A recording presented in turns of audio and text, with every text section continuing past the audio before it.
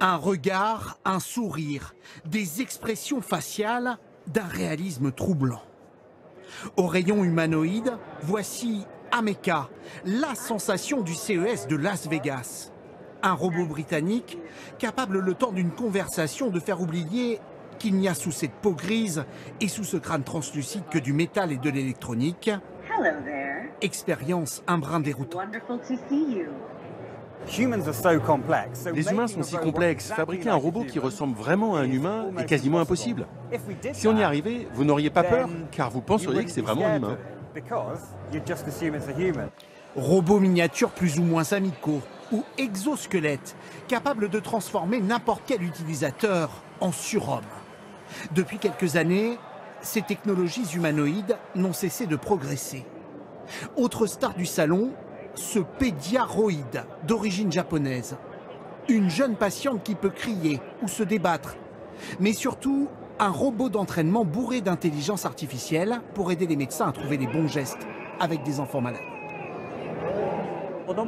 Très souvent, les petits-enfants ne parviennent pas à expliquer leurs symptômes. Donc, nous avons voulu créer un scénario réaliste. Et c'est pour cela que nous avons rajouté des cris effrayants. Allez savoir si les enfants, les vrais, sont aussi difficiles à soigner que cette poupée. L'initiative pourrait en tout cas sauver des vies dans les hôpitaux.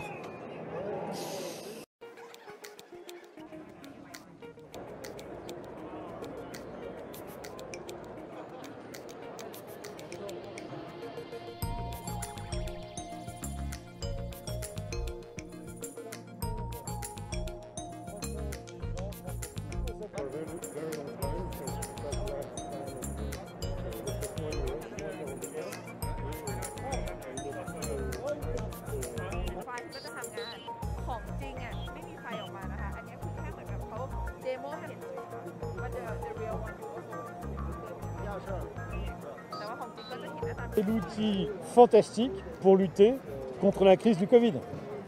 Parce que avec ce masque, vous n'aurez pas besoin de faire une 4e vaccination, une 5e et une 6e, en fonction de toutes les variantes du virus et de tous les nouveaux virus qui vont arriver dans le futur.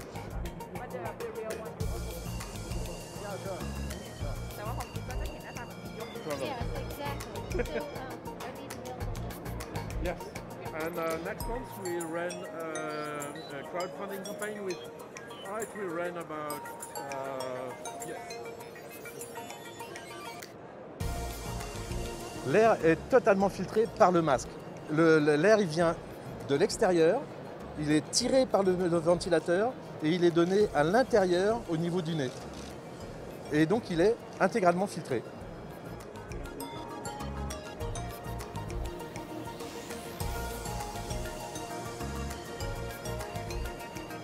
Quand vous faites des longs trajets en avion, en train ou autre, et ben là vous pouvez respirer normalement à nouveau. Le plus grand salon dédié à la technologie au monde, le CES ouvre ses portes ce mercredi à Las Vegas, première édition en présentiel depuis le début de la pandémie, pourtant avec la menace d'Omicron, des poids lourds du secteur ont annulé leur venue. C'est le cas notamment d'Amazon, Google ou Meta, le nouveau nom de Facebook. Pour en parler, notre journaliste Julia Seeger nous a rejoint sur ce plateau. Bonjour Julia. Bonjour. Julia, à quoi doit-on s'attendre cette année à ce CES alors? Alors comme vous l'avez dit, c'est vrai que cette édition est un peu tristoune. Il y a beaucoup d'exposants qui ont décidé d'intervenir à distance ou même de ne pas intervenir du tout. C'est un peu dommage parce que c'est tout le charme et l'excitation du CES d'être sur place, de vraiment voir toutes ces démos en réel et d'assister aux annonces dans les grands amphithéâtres. En tout cas, au menu de cette édition 2022, eh bien, il y aura les transports toujours plus connectés, toujours plus autonomes. Ils ont clairement la cote. Vous le savez, le CES, c'est autant un salon automobile qu'un salon tech. On va découvrir de nouveaux véhicules, mais aussi, évidemment, eh bien, tous les nouveaux systèmes de navigation autonomes. Alors, on va aussi, comme chaque année, découvrir les dernières télés de dernière génération avec des résolutions 4K et maintenant 8K. C'est absolument époustouflant à quel point ça donne presque une expérience immersive. Alors, c'est très intéressant effectivement, mais maintenant il va falloir créer du contenu en 8K, ce qui n'est pas encore vraiment le cas, donc on ne pourra pas encore les avoir dans nos maisons. Mais en tout cas, alors que la pandémie continue aussi, on devrait voir aussi des innovations dans le domaine de la medtech, notamment pour essayer de réduire les contaminations, des systèmes de filtration d'air par exemple, ou alors des masques de plus en plus filtrants, de plus en plus sophistiqués, sans oublier évidemment tous les objets connectés qui sont liés à la maison connectée, qui depuis mars 2020 et les différents confinements est un secteur vraiment qui a connu un essor important. La grande tendance, Julia, tech de cette année, c'est le concept de Web 3 et de métaverse. Alors, de quoi s'agit-il exactement? Alors effectivement, le Web 3 déchaîne les passions déjà depuis quelques temps dans le monde de la tech et on va continuer à en entendre parler en 2022. C'est une notion malgré tout qui est encore floue. Alors pour rappel, vous avez le Web 1.0 qui, on l'appelle l'ère Yahoo. C'était le moment où on pouvait naviguer sur Internet pour trouver une information, mais c'était vraiment, on naviguait entre des pages statiques, il ne se passait pas grand-chose. Le Web 2.0, c'est le web tel que nous le connaissons aujourd'hui. C'est ce que l'on appelle l'ère des GAFAM. Donc là, on est dans une ère un peu plus participative. On peut chercher de l'information, mais aussi créer du contenu et le partager. Par contre, il faut passer par l'une des grandes entreprises de la Silicon Valley, donc les GAFAM, pour pouvoir le faire.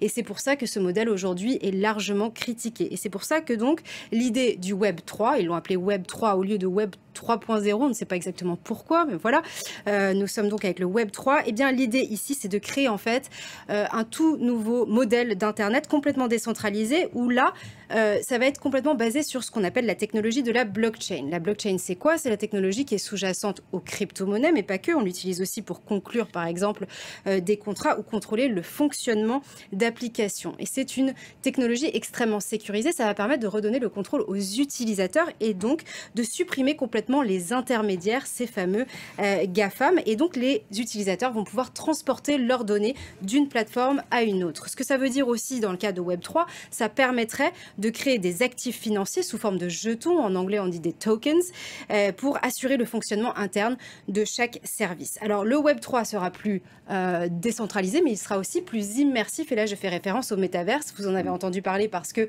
fin de l'année dernière, eh bien, Facebook est devenu Meta, et en fait ce que c'est, ce sont en fait des univers virtuels auxquels des humains vont pouvoir accéder grâce à un casque de réalité virtuelle, et leur avatar va pouvoir rentrer dans ce monde. Et donc, vous allez pouvoir assister à une réunion, par exemple, dans un endroit qui ressemblerait à une station spatiale.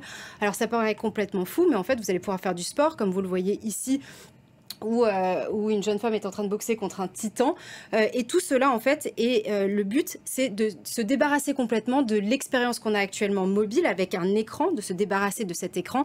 Et donc, on peut s'attendre à avoir beaucoup d'innovations dans le domaine des casques de réalité virtuelle, puisqu'on en a encore besoin pour rentrer dans ces mondes. Et justement, pour rendre l'expérience encore plus légère, on pourrait voir des lunettes connectées et pourquoi pas des lentilles de contact connectées pour que ce soit justement de plus en plus fluide et naturel. Alors, il faut savoir que Web3 n'existe pas aujourd'hui, que les blocs sont en train d'être créés en ce moment même. C'est pour ça qu'en 2022, vous allez en entendre parler, mais c'est aussi largement critiqué, notamment par Elon Musk et aussi par Jack Dorsey, qui est l'ancien PDG de Twitter, qui lui estime que finalement, ce sera les fonds de capital risque qui vont reprendre le pouvoir et que de penser que les utilisateurs garderont le pouvoir, eh bien c'est tout simplement utopique.